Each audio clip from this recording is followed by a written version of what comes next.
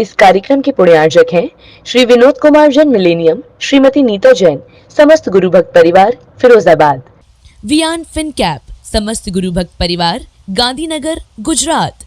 Shrimati Trishala Jain, doctor Monika Jain, doctor Neeraj, Nikhil, Sejal Jain, Paschim Vihar Delhi. Shrimati Santosh Jain, Shri Vishal Chand Jain, Shrimati Poonam Jain CMA, Pankaj Jain, Amit Jain, राशि जैन, उन्नति Jain, sector 37 Noida. Shri Parasmal, Indira देवी, संजय, विनीता, अजय, नीतू जैन, बाकलीवाल परिवार सूरत। विश्व कल्याण कारकम धर्म स्नेही सत श्रद्धालु यहाँ पर उपस्थित आप सभी भव्य वर पुंडरीक पुण्यात्मा महान भाव,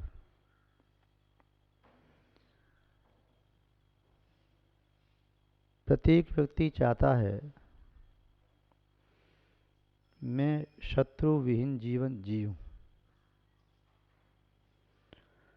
शत्रुओं के साथ जीवन सदैव दुख संयुक्त होता है, क्योंकि शत्रु शत्रु होता है, वह अपना काम नहीं भी करे तब भी उसकी उपस्थिति अपने शत्रु के मन में भय, दुख एवं नाना प्रकार के विकल्पों को जन्म देने में समर्थ होता है। प्रत्येक व्यक्ति चाहता ये है कि मेरे सब जगह मित्र ही मित्र हों। जहाँ भी पहुँचे व्यक्ति उससे कहे कि मैं तुम्हारा मित्र हूँ, अपने प्राणों को दांव पर लगा करके तुम्हारे प्राणों की रक्षा करूँगा। मैं तुम्हारे लिए तन से, मन से, धन से, सब तरह से समर्पित हूँ। इस प्रकार का शब्द उसके कानों में आता है तो उसे बड़े आनंद की अनुभूति होती है। चाहे भले ही वे मित्र उसका साथ दें या न दें, चाहे भले ही उसे उन मित्रों की आवश्यकता पड़े या न पड़े, किंतु जब वे मित्र मैत्री की भाषा बोलते हैं और उसे विश्वास दिलाते हैं कि हम सब तुम्हारे साथ हैं, तुम चिंता न करो। मित्रों का सद्भाव और मैत्री की भाषा व्यक्ति के अंतरंग में सुसुप्त और गुप्त पड़ी हुई सकारात्मक ऊर्जा को संचालित करने में, उत्पन्न करने में, वृद्धि करने में समर्थ होते हैं। शत्रु इसके विपरीत व्यक्ति के मन में दबे हुए दुख को, व्यक्ति की संक्लिष्टता को, व्यक्ति की प्रतिकूलता को जागृत करते हैं तथा उसकी आंतरिक शक्ति का ह्रास करते हैं।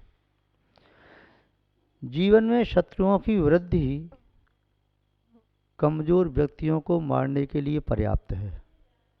चाहे वे शत्रु वार करें या न करें, बस उसे इतना एहसास हो जाए कि शत्रु तेरे चारों तरफ हैं, कहीं भी तूने कदम बढ़ाया तो तेरी मौत तेरे सर पर नाच रही है। शत्रु चारों ओर हैं, तेरी संपत्ति तेरी आंखों के सामने सब लुट जाएगी। शत्रु तेरे घर में आग लगा सकते हैं, तेरे सामने देखते देखते तुझे वे रहमी से मार सकते हैं। भले ही वैसा वे न करें तब भी उनका भय उस व्यक्ति को अंतरंग से हिला देता है। और मित्रों का सद्भाव मित्रता की जड़ों को गहरा कर देता है, इतना साहस भर देता है कि अनेक प्रकार की प्रतिकूलताओं से टकराने की सामर्थ्य उसमें पैदा हो जाती है। तो संसार के अधिकांश प्राणी तो बाहर के शत्रुओं को निर्मूलन करने में लगे हैं। ये मेरे प्रतिकूल है, ये मेरी अनिष्ट बोलता है, जब देखो ये मेरी खिलाफत करता, ये मेरा विरोधी है, ये तो मेरा कभी होगा ही नहीं। अधिकांश लोगों का चिंतन यही चलता रहता है कौन कौन मेरा विरोधी है। लिस्ट प्रतिदिन शाम को सोने के पहले बना लेते हैं, वह भी मेरा शत्रु, यह भी मेरा शत्रु, यह भी मेरा शत्रु। और वे व्यक्ति अपनी शक्ति का दुरुपयोग कर रहे हैं ऐसा हम मानते हैं। वे मानती होंगे कि शत्रुओं की लिस्ट बना करके हम सावधान हो जाएंगे, किंतु शत्रुओं का नामोल्लेख करके, शत्रुओं का नामोच्चारण करके तो शत्रुता की वरंगनाएं पैदा होती हैं और शक्ति का ह्रास होता है। काश वे रात्रि को सोने के पहले अपने मित्रों का ख्याल कर लें कि मेरे पास इतने मित्र हैं और मैं उसको भी मित्र बना सकता हूँ, वह भी मित्र बन सकता है, तो संभव है उसके जीवन में सकारात्मक ऊर्जा गुणोत्तर रूप से वृद्धि को प्राप्त हो सकती है। खैर, फिर भी बाहर के शत्रुओं का लेखा जोखा करने वाले व्यक्ति इस दुनिया में 99% से भी ज़्यादा हैं और बाहर के मित्रों का लेखा जोखा करने वाले व्यक्ति 1% से भी कम। किंतु हम बात बाहर के शत्रु और मित्रों की नहीं कर रहे हैं। जैन दर्शन कहता है जो आपके प्रति राग रखता है वह भी आपकी आत्मा का शत्रु हो सकता है, द्वेष रखता है वह भी शत्रु हो सकता है। जो आपकी आत्मा के प्रति द्वेष रखे वह भी मित्र हो सकता है, राग करे वह भी मित्र हो सकता है, क्योंकि जिन शासन के अनुसार शत्रुता मित्रता बाहर वालों पर निर्भर नहीं है, अपने आत्मीय परिणामों पर निर्भर है। हमारे आत्मा के परिणाम कैसे हैं और आत्मा के परिणामों को हम कैसे संभालें, आत्मा के परिणामों को किस तरह से हम नियंत्रण में रखें। शरीर पर नियंत्रण करना कथनचित सरल है, वचनों पर नियंत्रण करना सरल है, मौन लेकर के बैठा जा सकता है, अंतरंग के जल्प चलते रहें, बहिरंग के जल्पों को रोका जा सकता है। मन के विचारों पर भी नियंत्रण करने के लिए कोई नया टॉपिक मन को दे दो तो मन उसमें उलझ जाएगा, तो उन विचारों से मुक्ति पाई जा सकती है। किंतु आत्मीय भावों पर नियंत्रण करना यह सहज साध्य नहीं है। संसारी प्राणी के लिए, भोगी के लिए तो असंभव जैसा प्रतीत होता है। महानुभाव, फिर भी यहाँ पर हम चर्चा करते हैं आत्म विजय के लिए। हम अपने अंतरंग शत्रुओं पर विजय कैसे प्राप्त करें, उनके 4-5 साधन हैं, 4-5 सूत्र हैं। संभव है वे सूत्र आपके काम भी आ सकें, तो आज थोड़ी सी चर्चा कर लेते हैं उन 5 सूत्र के संबंध में जो आत्म विजय के मुख्य हेतु हैं, जिनके बिना आत्म विजय न आज न कल और न कभी भी संभव नहीं है। उन आत्म सूत्रों के माध्यम से ही, उन सूत्रों के 5 सूत्रों के माध्यम से ही आत्म विजय जिन्होंने प्राप्त की थी, आज कर रहे हैं, आगे भी करेंगे, वे 5 सूत्र वैसे ही जानना आवश्यक है जिस प्रकार आवश्यक है जीने के लिए प्राणवायु, जीने के लिए आवश्यक है जलपान, जीने के लिए आवश्यक है स्वास्थ्य, और जीने के लिए आवश्यक है मन को रंजायमान करने के लिए अनुकूल रागानुवृत्ति करने वाला कोई मित्र या वस्त्र। इनके बिना जीवन चलता नहीं। तो आत्मविजय के लिए पहला सूत्र इस पर हम चर्चा करते हैं, वह है विवेक। जिस व्यक्ति का विवेक जागृत है उसे कोई पराजित कर नहीं सकता। विवेक एक ऐसी शक्ति है जिसके माध्यम से, जिस दूरबीन के माध्यम से जाना जा सकता है शत्रु कौन मित्र कौन। बिना विवेक के कई बार शत्रुओं को सम्मानित किया जाता है, मित्रों को निकाल दिया जाता है। विवेक के बिना व्यक्ति अपने हितकारी को दंड देता है, अहितकारी का सम्मान कर जाता है। जब इतनी बुद्धि नहीं है, विवेक नहीं है, कौन मेरे लिए हितकर है कौन अहितकर है, तो व्यक्ति के साथ ऐसा होना कोई बड़ी बात नहीं है, संभव है। विवेक का आशय है हंस बुद्धि। आत्मा की बुद्धि हंस जैसी होना चाहिए। आत्मा को हंस भी कहा जाता है। हंस का स्वभाव होता है नीर क्षीर विवेकी, नीर को छोड़ करके क्षीर को ग्रहण करे। अथवा हंस के बारे में कहावत है कि हंसा मोती चुगे या भूखा मर जाए, या तो मोतियों को चुगेगा नहीं तो भूखे ही प्राण छोड़ देगा। हंस स्वरूपी आत्मा जब विवेक से युक्त होती है तब अपने हित के लिए ही प्रवृत्ति करती है, अहित को स्वीकार नहीं करती। किंतु जब आत्मा अपने स्वभाव से च्युत होती है तो ये हंस स्वरूपी आत्मा कंस जैसी बन जाती है। कंस लोक व्यवहार में एक ऐसे अत्याचारी राजा का नाम है जिसने धर्मात्माओं को बहुत सताया और उन्होंने अपने स्वभाव जैसे दुष्ट व्यक्तियों को संरक्षण दिया और उन्हीं के बल पर बहुत समय तक अपना शासन करता रहा। कंस का आशय है क कहिए तो आत्मा, श कहिए तो उसका सर्वनाश करने वाला। जिसकी बुद्धि अपनी आत्मा का सर्वनाश करने वाली है, विवेकहीन, वह कंस जैसी प्रवृत्ति वाला है। विवेकी व्यक्ति भी क्रिया वही कर रहा है, अविवेकी भी वही कर रहा है, फिर भी विवेकी व्यक्ति सुफल प्राप्त करता है और अविवेकी व्यक्ति कुफल। उदाहरण के रूप में देखें, एक विवेकी व्यक्ति आम खाता है, अविवेकी व्यक्ति आम खाता है। विवेकी व्यक्ति आम खा रहा है, पकने पर खा रहा है, और जब मीठा रस उसके मुख में आता है, चेहरे पर अपने आप चमक आ जाती है, आंखों में चमक आ जाती है, रोम रोम प्रकट हो जाता है, वाह क्या आम का स्वाद है। अविवेकी व्यक्ति भी आम खा रहा है, जल्दबाजी कर रहा है, आम के पकने के पहले तोड़ लिया और खाता है, पूरा मुंह खट्टा हो जाता है, मुंह टेढ़ा मेढ़ा मुंह करता है, कहाँ से खट्टा आम आ गया।